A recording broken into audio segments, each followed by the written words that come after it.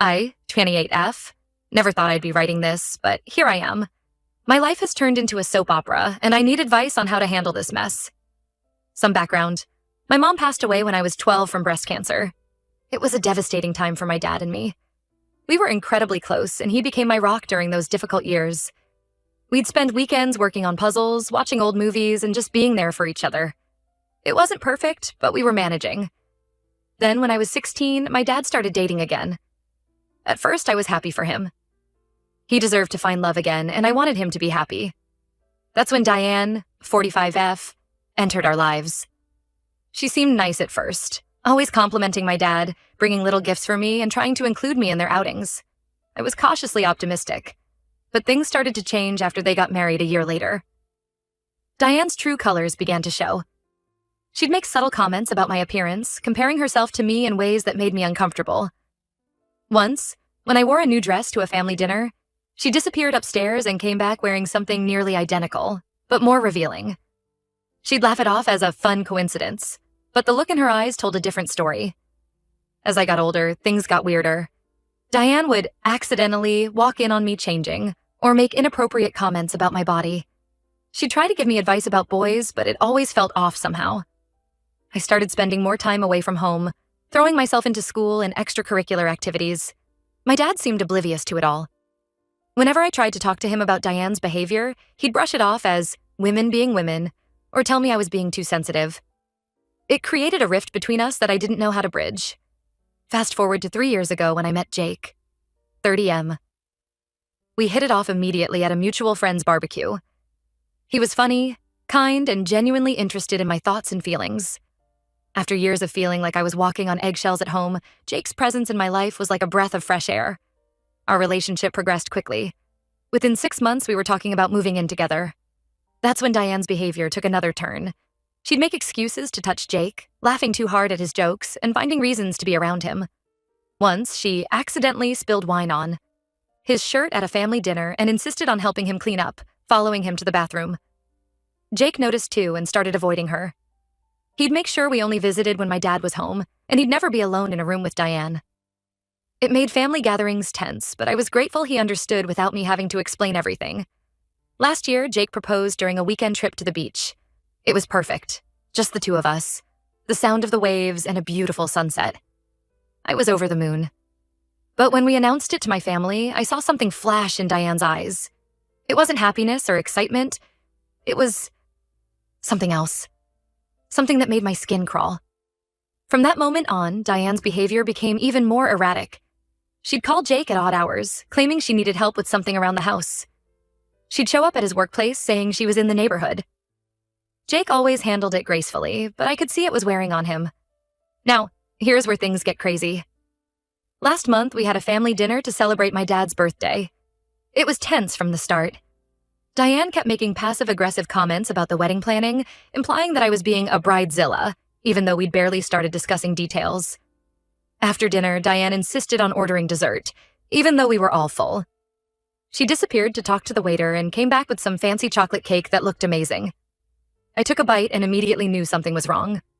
My throat started closing up, and I couldn't breathe. See, I have a severe peanut allergy. I developed it when I was a teenager, shortly after my mom passed away. It was a difficult time, adjusting to life without mom and suddenly having to be hyper-vigilant about what I ate. Everyone in my family knows this. I always carry an EpiPen, but in the chaos, I couldn't find it. Jake rushed me to the ER while my dad tried to figure out what happened. At the hospital, the doctors confirmed it was a peanut reaction. When my dad confronted Diane, she swore she had no idea there was peanut butter in the cake. But here's the kicker. Jake overheard her talking to the waiter when she ordered. He swears she specifically asked for the peanut butter chocolate cake and made sure it wasn't labeled. I was in the hospital for 2 days. During that time, Diane kept trying to visit me alone, but Jake wouldn't leave my side. On the second day, Jake went to grab coffee and Diane cornered him in the hallway. She tried to kiss him, saying they could comfort each other while I was sick. Jake pushed her away and told me everything. When I confronted Diane, she denied everything. She cried and said Jake was lying, that he'd been coming on to her for months. She spun this whole story about how uncomfortable she'd been, but she didn't want to tell me because she knew how happy I was. It was all lies, but she was convincing. So convincing that my dad believed her. He said I was being dramatic and disrespectful to my stepmom. He brought up times from my teenage years when I'd been moody or distant, using them as evidence that I'd always had a problem with Diane. It was like he'd completely forgotten the close relationship we'd had before she came into our lives. I was furious. I told them both that I was done. I wasn't going to stick around and let Diane try to kill me again or seduce my fiancé. My dad accused me of tearing the family apart with wild accusations. He said I was jealous of Diane and always had been. Here's where it gets even messier. My grandpa, Dad's father, passed away last year, leaving behind a sizable inheritance. My grandpa and I had always been close. He never quite warmed up to Diane, which caused some tension in the family. But before he died, he made it clear he wanted his estate split between my dad and me. Now, my dad's threatening to cut me out of the will if I don't apologize to Diane and make things right. He says Grandpa would be disappointed in how I'm acting, but I know that's not true. Grandpa always encouraged me to stand up for myself. I'm at a loss. I love my dad, but I can't believe he's choosing Diane over me. Jake and I have moved out and are staying with his parents for now. They've been incredibly supportive, but I know it's not a long-term solution. My friends are split. Some think I'm overreacting, while others are telling me to press charges against Diane. My best friend, Sarah, has been my biggest supporter. She's never liked Diane and says she always got a weird vibe from her. I don't know what to do. Should I try to reason with my dad one more time? Should I just walk away from my family and the inheritance? Is there any way to prove what Diane did? I feel like I'm losing everything. My family, my home, and potentially a lot of money.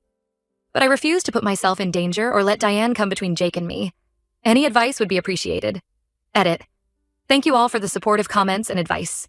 To clarify a few things. 1. Yes, I'm sure about the peanut butter. The hospital confirmed it. 2. I've known Diane for 12 years and she's always known about my allergy. 3. Jake and I are 100% sure about what we heard and saw.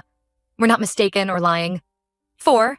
I'm looking into legal options, but it's complicated since it's my word against hers. 5. I'm not going to apologize or pretend everything's okay just for the inheritance. My life and relationship are worth more than that. I'll update when I have more information or if anything changes. Thanks again for the support. Update. It's been about 6 months since my last post, and a lot has happened. I want to thank everyone for their support and advice. It really helped me stay strong during this nightmare.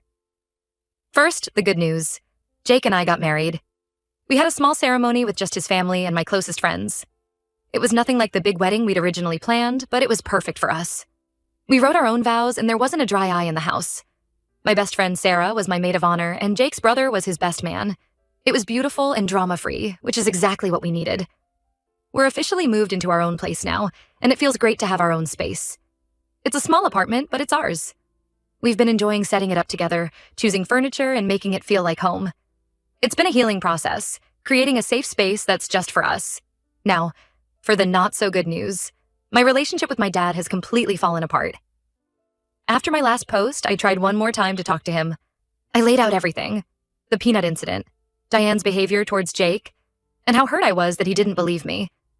I even brought up specific incidents from over the years, hoping it would jog his memory or make him see the pattern. He listened, but in the end, he still took Diane's side.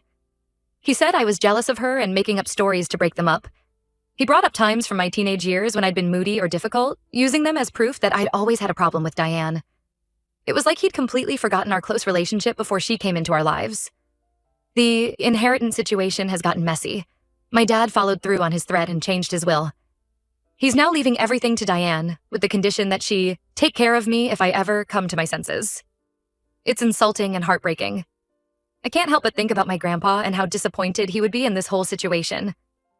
Diane has been busy too. She's been telling everyone who will listen that I'm mentally unstable and making up lies about her. She's spun this whole story about how she's always tried to be a good stepmom, but I've rejected her at every turn. Some family friends have reached out, concerned about my behavior. It's frustrating, but I'm trying to stay above it all. I did take some of your advice and spoke to a lawyer. Unfortunately, without hard evidence, there's not much I can do legally about the peanut incident. The lawyer suggested focusing on protecting myself going forward instead of trying to prove what happened. We've set up security cameras at our new place just in case.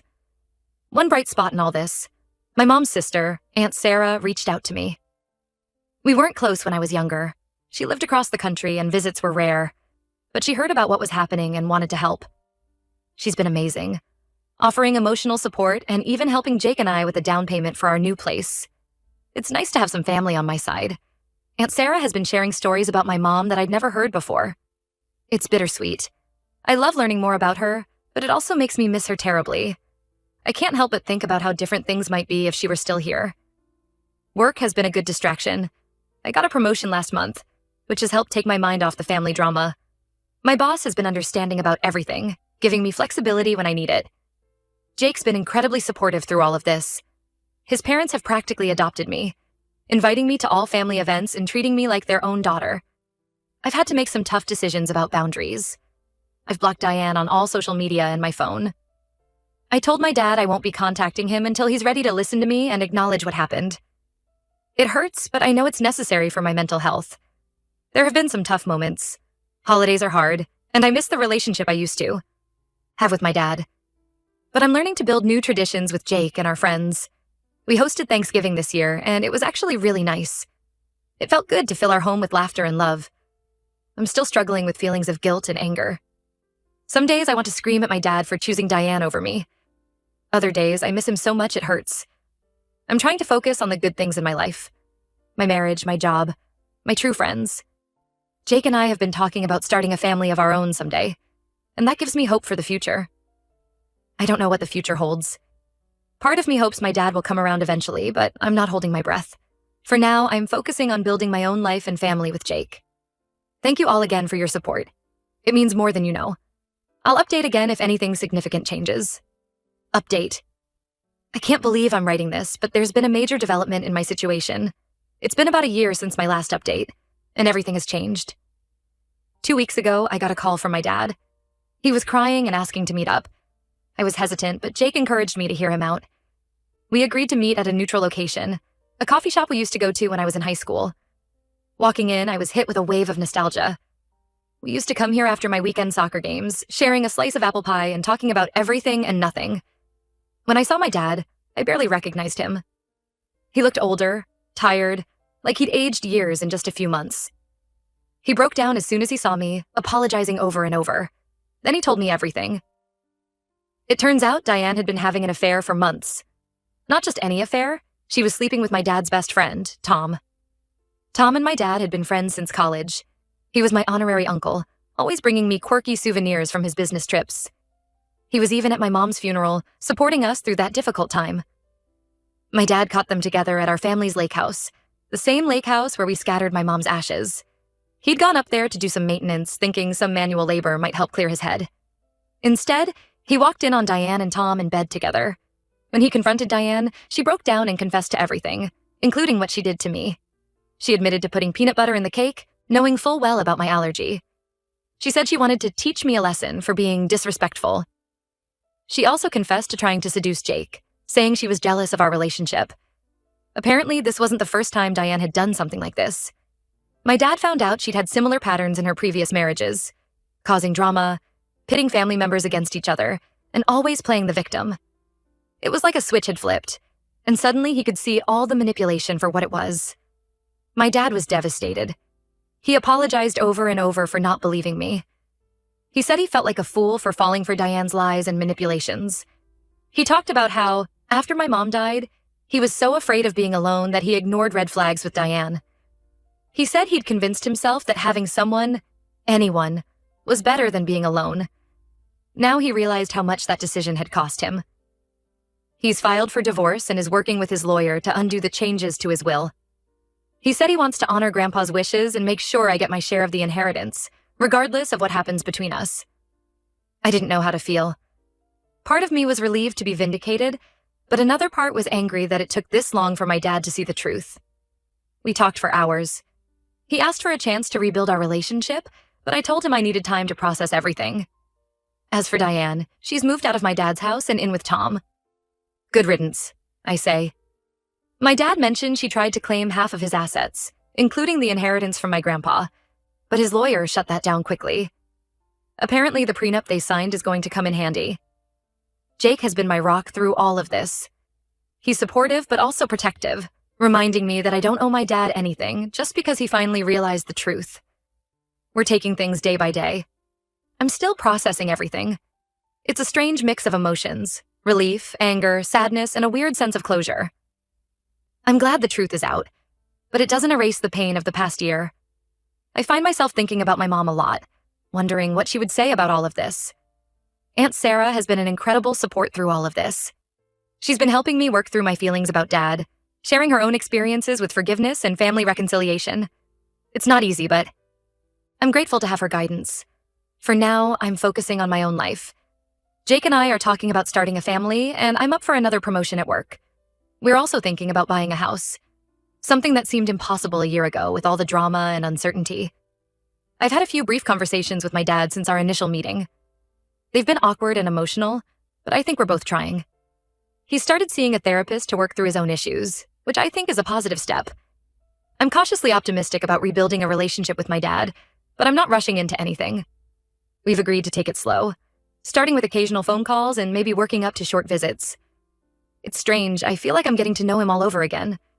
As for Tom and Diane, I've heard through the grapevine that they've already split up. Apparently their relationship couldn't survive outside of the secrecy and drama. I can't say I'm surprised or that I have any sympathy for either of them. Jake and I are doing well. This whole ordeal has brought us closer together. We're stronger as a team, and I'm grateful every day for his unwavering support. We're planning a belated honeymoon for next month, a chance to relax and reconnect after all the stress of the past year. Work continues to be a positive outlet for me. I threw myself into my latest project, and it's paying off. My boss has hinted at a potential leadership role opening up in the near future. It's exciting to think about, and it's nice to have something positive to focus on. I've also been reconnecting with old friends who drifted away during the height of the drama with Diane. It's been healing to rebuild those relationships and to realize how much support I really have. Thank you all for your support throughout this crazy journey. I never imagined my life would take these turns, but I'm grateful for the lessons I've learned and the strength I've found in myself. I don't know what the future holds, but for the first time in a long time, I'm hopeful. I'm learning to trust my instincts, set healthy boundaries, and surround myself with people who truly care about me. It's not always easy, but it's worth it. I may post again if there are any major developments, but for now, I'm focusing on moving forward and building the life I want. Thanks for being there through it all.